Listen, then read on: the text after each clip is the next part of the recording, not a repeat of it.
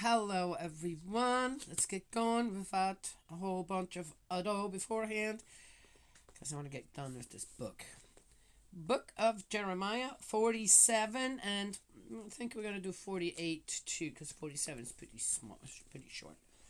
Prophecy against the Philistines.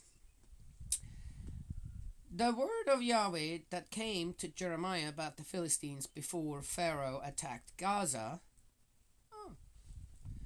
Yahweh says this: Look, the waters are rising from the north to become an overwhelming flood, overwhelming the country and all in it, the town and its inhabitants. People cry for help, and there is wailing from all the country's inhabitants. At the thunder of his chargers' hoofs, the crash of his chariots, the grinding of his wheels, fathers forget about their children, their hands fall limp, because the day has come for all the Philistines to be destroyed, for Tyre and Sidon to be stripped to the last of their allies. Yes, Yahweh is destroying the Philistines, the remnant from the Isle of Kaftar. Baldness has befallen Gaza. Ashkelon has been reduced to silence. You who remain in the valley, how long will you gash yourselves? O sword of Yahweh, how long before you rest? Back into your scabbard, stop, keep still. Yet how can it rest when Yahweh has given it an order, Ashkelon and the sea coast, the targets assigned to it? Okay, more mayhem. There's the prophecy. I guess it happened or it didn't. I wouldn't know. No, there's a lot of Gaza. I guess it's still Gaza today. And will it ever stop? Ugh. Prophecies 48. Prophecies against Moab. On Moab, Yahweh, God of Israel, says this: Wretched Nebo, for it has been ravaged. Kiriataim has been shamed and taken. Shame and distraction on the citadel. The pride of Moab is no more. At Heshbon they plotted her downfall. Come, let us put an end to her as a nation. And you too, inhabitants of mad men, will be silenced. The sword will be after you. A cry of agony goes up from Horonaim, devastation, dire calamity. Moab has been shattered. The agonized cries of her little ones ring out. Up the slope of Luhith, weeping they go. On the road down to Horonaim is heard the shriek of disaster. Away, flee for your lives, like the wild donkey in the desert. Yes, what does a wild donkey have to do with fleeing people? Ugh. Yes, since you relied on your deeds and your wealth, you will be captured too. More mayhem. Okay. Well, the prophecies. This is not prophecies. It's just whatever. Ow, 48 is a page and a half long. Chemosh will go into exile with all his priests and princes. Well, priests and princes, take them along with you. The despoiler will descend on every town, not one will escape. The valley will be ravaged, the plain be plundered, as Yahweh has said. Give Moab wings so that she can fly away, for her towns will be laid in ruins where no one will ever live again. Accursed be he who does Yahweh's work negligently. Accursed be he who deprives his sword of blood.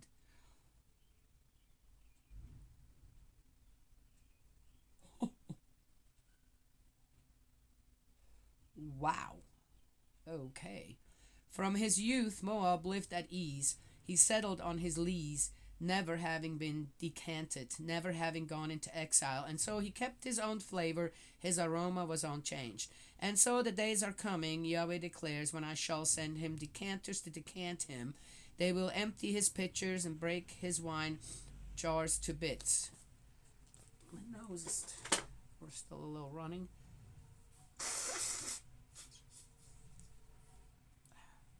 Excuse me. Moab will be shamed by Chemosh then, as the house of Israel was shamed by Bethel, in which they put their trust. How can you say we are heroes, sturdy fighting men? Moab has been ravaged, his cities scaled. The Moab of his youth goes down to the slaughter, declares the king, whose name is Yahweh Sabaoth. Moab's ruin is coming soon. His downfall comes at top speed. Grieve for him, all you living near him, all you who knew his name. Say how shattered it is, that mighty rod, that splendid scepter. Come down from your glory, sit on the parched ground, daughter of Dibon, from the despoiler of Moab has advanced on you. He has destroyed your strongholds. Stand by the roadside, keep watch, daughter of Aroer. Question, fugitive and runaway, ask what has happened. Moab has been shattered and shamed, wail and shriek, shout along the Arnon, Moab has been laid waste.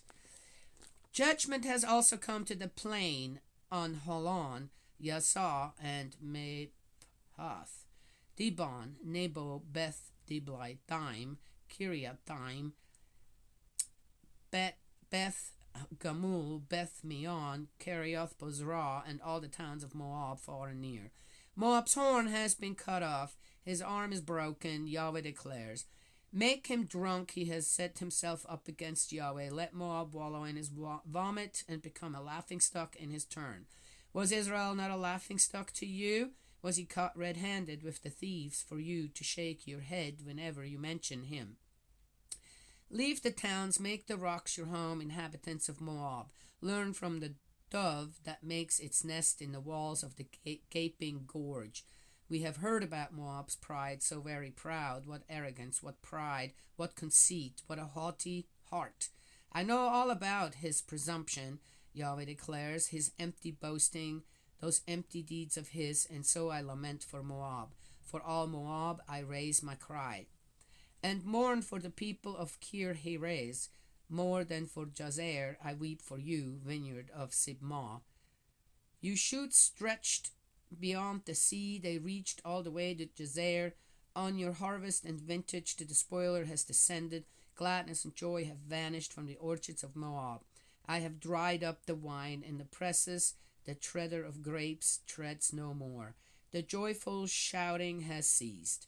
The cry of Heshbon and Elealeh can be heard as far as Jahaz. The shrieks resound from Zoar to Horonaim and Eglot Shelishiyah, for even the waters of Nimrim have become a wasteland. And in Moab I shall make an end, Yahweh declares, of anyone offering sacrifice on the high places and anyone offering incense to his gods. That is why my heart sobs like a flute for Moab, sobs like a flute for the people of Kir Heres, since the wealth he had acquired is lost.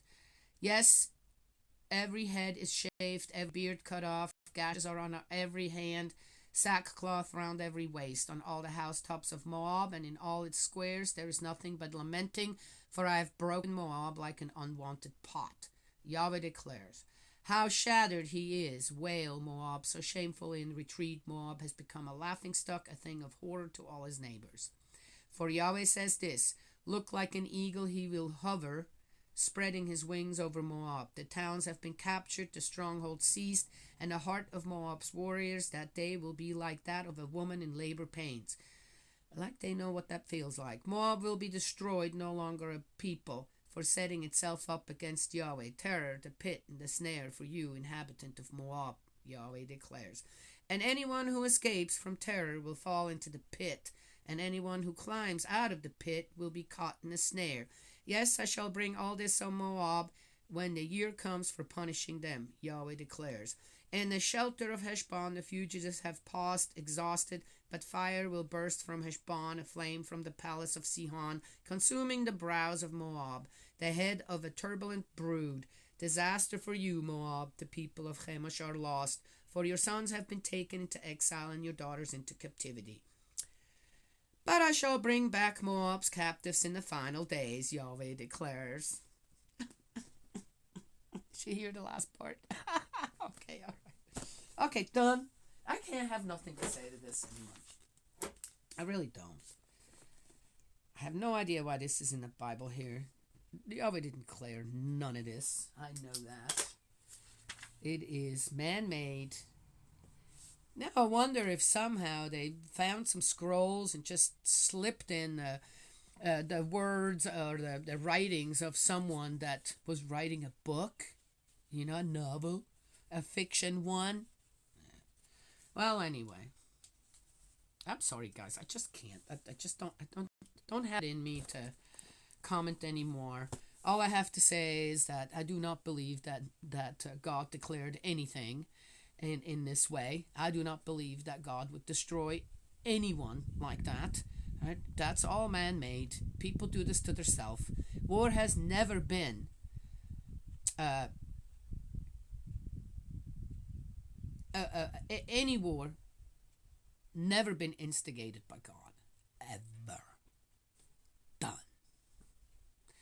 So, doing this for the reputation of God, yes, our heavenly parent, and we need to get away from believing stuff like this. Who knows what really happened at that time, and the way it did, yes, so be it. I think the Bible should be overhauled. I really do. But anyway, that's not up to me. Besides, we do have the Divine Principle now, and some good other books. I have to say, if I'd have to choose one book,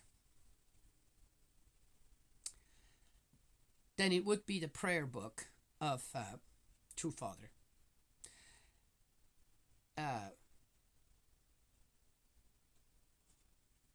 Yeah, that would be it. I wouldn't choose the Bible. I wouldn't choose the Divine Principle. I would choose Father's prayer book. That's what I would do. And the reason, you guys want to know why? Buy it. Get it. Buy it. If you really have the desire for it, it will come your way. Start reading it one prayer at a time. And you will know why. That would be the book I would choose to have. I did have it. I gave it away. Because I already read the whole book. Yes? I might get it again. Just because, but we'll see. All right, that's all. That's all I have to share today. Yes, short one. Yeah, with long. So be it. It's a beautiful day out there. My daughter and I are going to be doing some work out in the garden. Yes.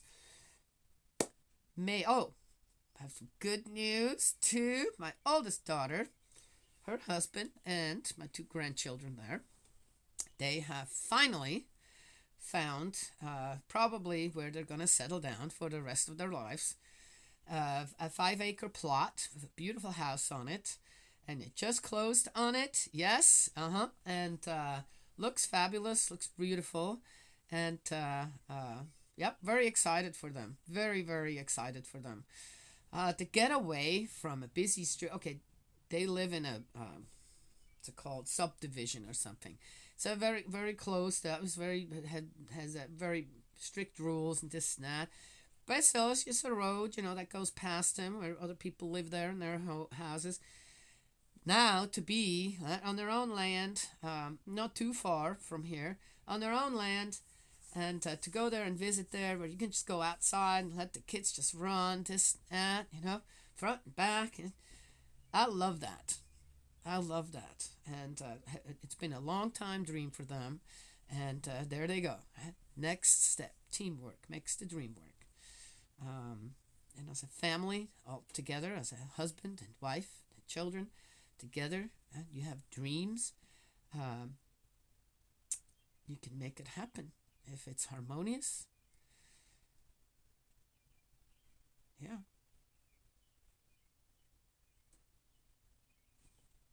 There it is.